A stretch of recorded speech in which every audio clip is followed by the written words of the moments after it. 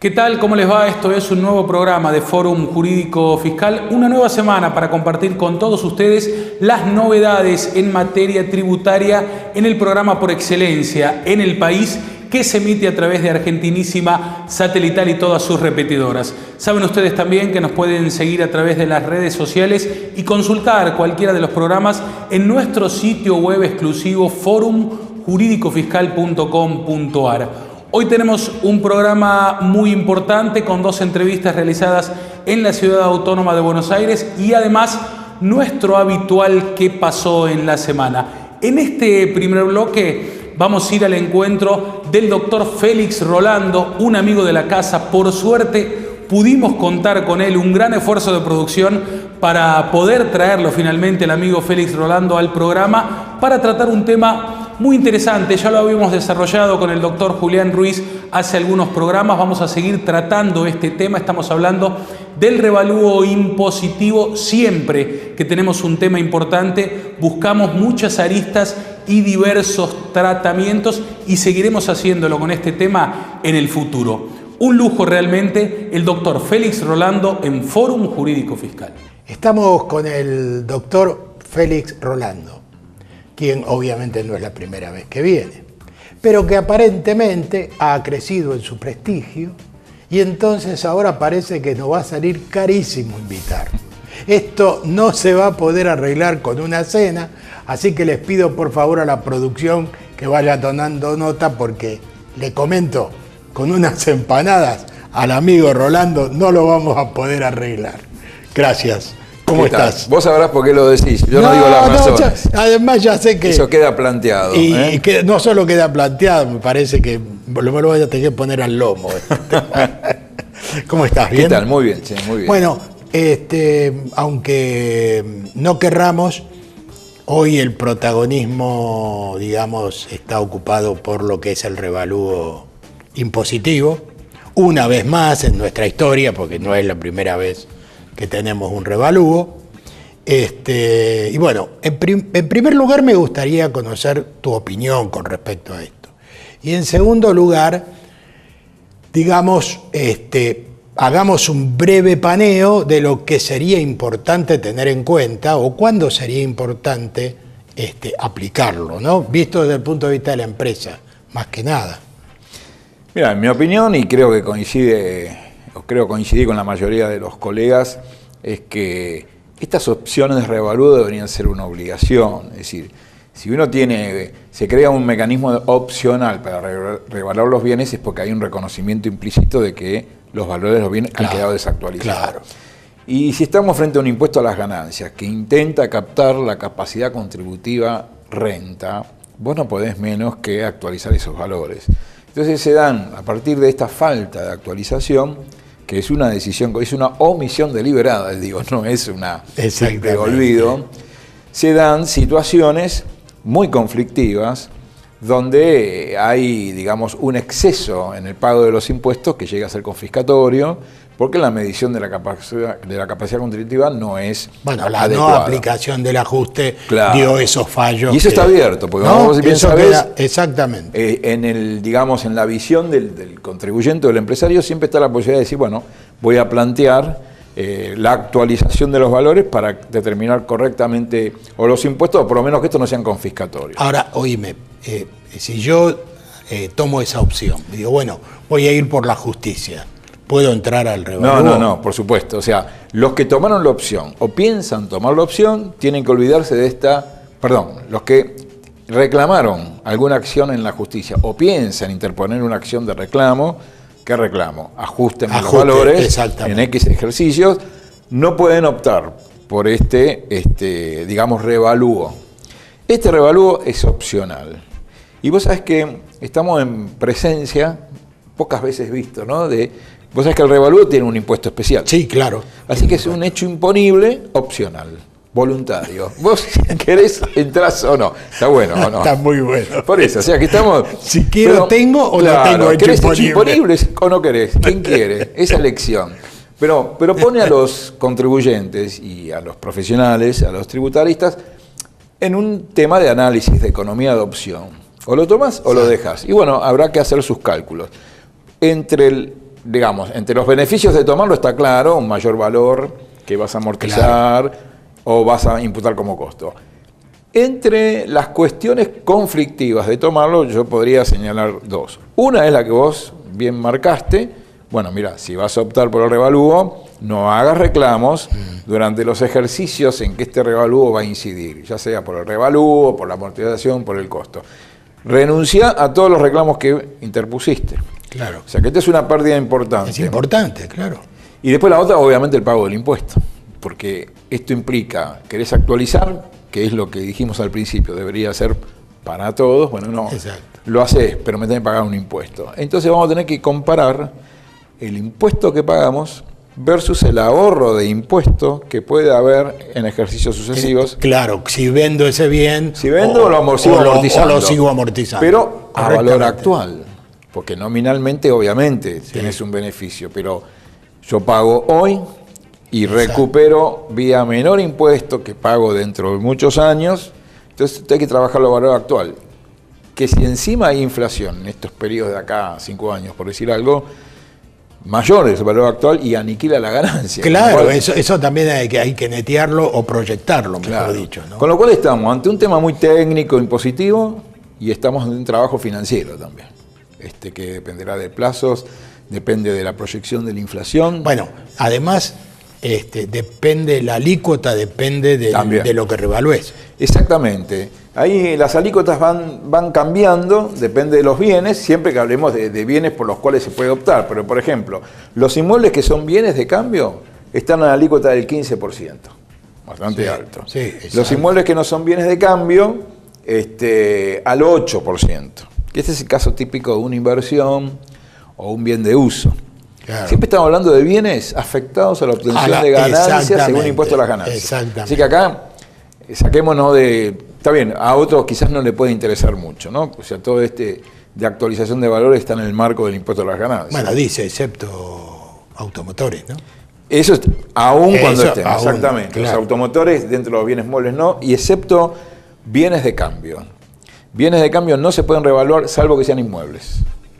Ajá. Entonces, fíjate, si en un inmueble es bien de cambio, va al 15% el impuesto. Otros inmuebles al 8%.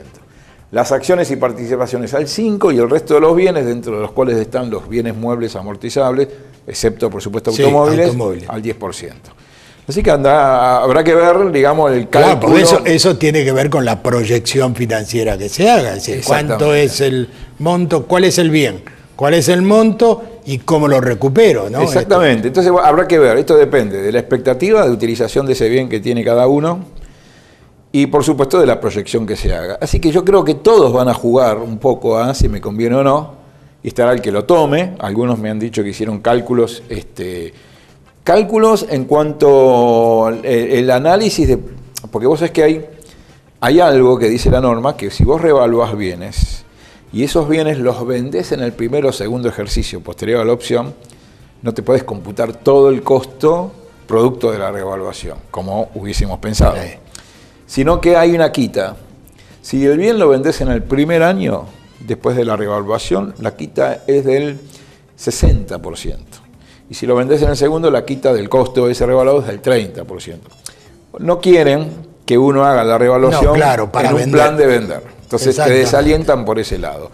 Pero aún, me dijeron, yo no lo hice, aún haciendo el cálculo, en el caso de inmuebles, no afectamos como bien de cambio, puede llegar a convenir. O sea, revaluar y vender el año que viene. Claro, porque yo digo, ¿quién va a especular si además estás pagando un impuesto?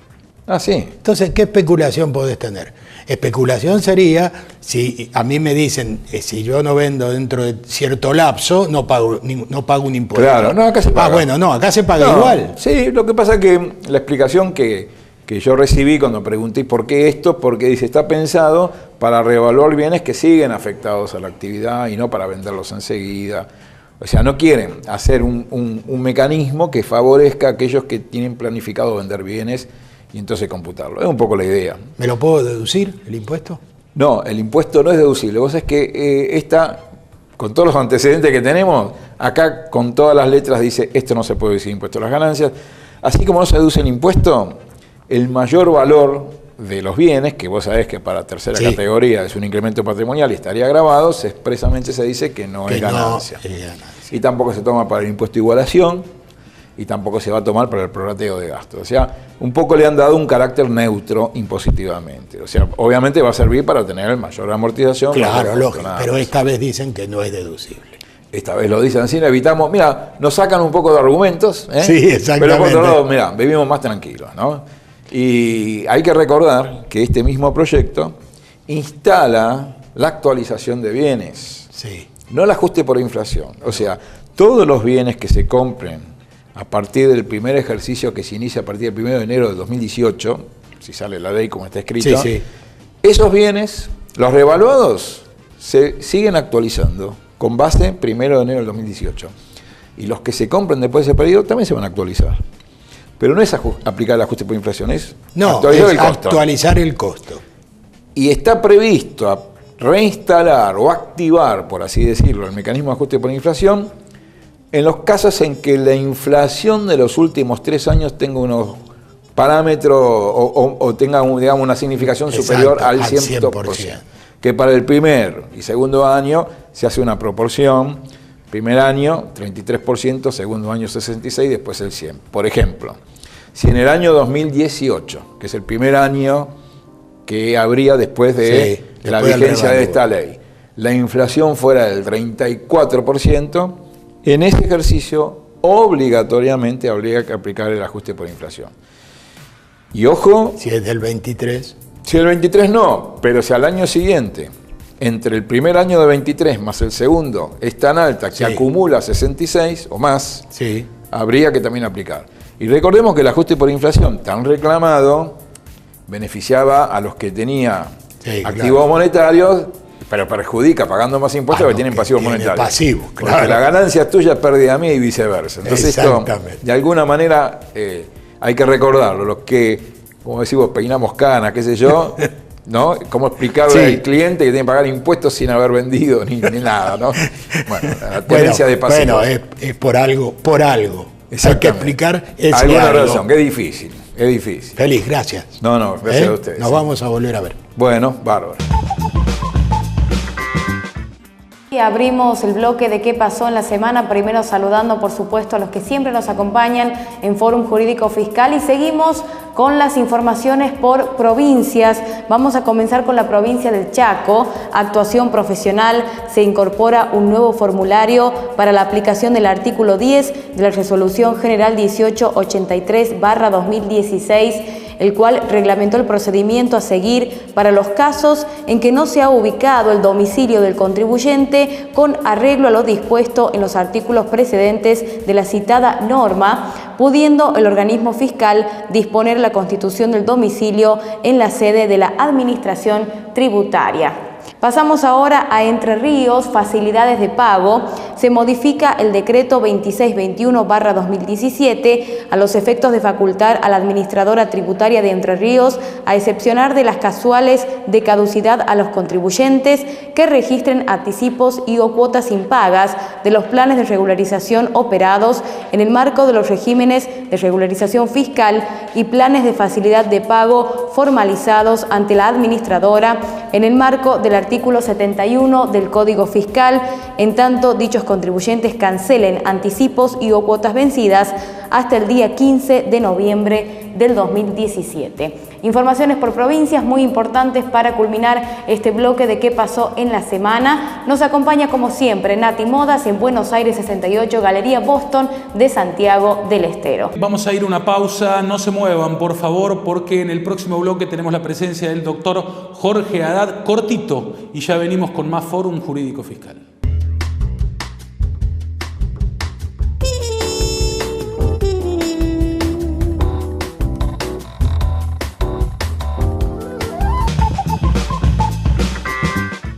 tema es la ley penal tributaria. Bueno, el doctor Jorge Haddad, que nos acompaña una vez más. Gracias, Jorge. Al contrario, Ricardo. Un Y gusto estar nuevamente acá. Te agradezco. Viste que ya empezó un anteproyecto de modificación de la ley penal tributaria. Ahora, ese anteproyecto, o por lo menos lo que trascendió hasta ahora, es modificación de montos. Una actualización de montos. Desde ya estoy de acuerdo porque esto no puede esperar la reforma. Ya está demasiado retrasado como para que espere una reforma. Pero la pregunta es, primero, ¿es correcto lo del monto? Esta es una pregunta. La segunda es, ¿a vos te parece que basta con subir los montos ya que hay una reforma en ciernes? No, el problema de la reforma actual es la limitación. En vez de reforma, yo te diría lo que va a venir es un retoque. En la 11C83, en la 24769, en los impuestos en sí. Ah, vos ya estás hablando de lo que está trabajando. Lo que se está trabajando acá, en el cual en algunos ámbitos participo, me han invitado, estoy participando. Lo que nos dijeron, por ejemplo, en la 11C83, bueno, perfecto, les traemos un proyecto de código tributario. No, código tributario no. Estamos hablando de retoques. O sea, si quieren el código tributario lo hablamos dentro de 2 años. Pero, o sea, son retoques. Lo que se va a hacer en todo son retoques. Es ayornar un poco lo existente. Claro, ir adecuándolo, incorporando jurisprudencia, incorporando algunos temas que tienen relación con lavado de dinero, tienen relación con las facturas apócrifas, tienen relación con jurisprudencia de la Corte que se empieza a aplicar, aceptar alguna jurisprudencia del Tribunal Fiscal, no mucho más allá, en materia de la 11C83, por ejemplo. ¿Y en la de ahí el dictado de la resolución última la semana pasada, la 4132, que es la primera que regula el 33 del código de la 11C83 sobre facturas apócrifas. Es la primera. Sí. Eso viene adelantando un poco lo que venía con la reforma, lo que se exigía, lo que se tiraba como idea. En la ley penal tributaria tampoco quieren hacer modificaciones profundas, porque si tienen que hacer modificaciones profundas tienen que alterar mucho. Y lo que quieren es buscar consenso político para que esto salga, no para que se trabe. Y entonces es bastante light. Es muy light lo que va a venir. Pero dentro de lo que va a venir ya hay discusiones, intercambio de opiniones bastante complejas. ¿Por qué? Porque se quiere volver a, primero, actualizar los montos, como vos dijiste, eso es una base. Y para que no se actualicen más. O sea, que haya un índice, guste o no guste, el índice, se toma ese índice de acá en adelante, en el momento de consumación del delito, el monto se toma, por ejemplo, lo que se está de Zaffaroni hasta el proyecto de Lilita Carrió y el proyecto de otros, ajustar con salario mínimo vital y móvil. Salario mínimo vital. En este momento serían 9.000 pesos, una cosa así. Sí. Se ajustó hasta el año que viene a 10.000 pesos.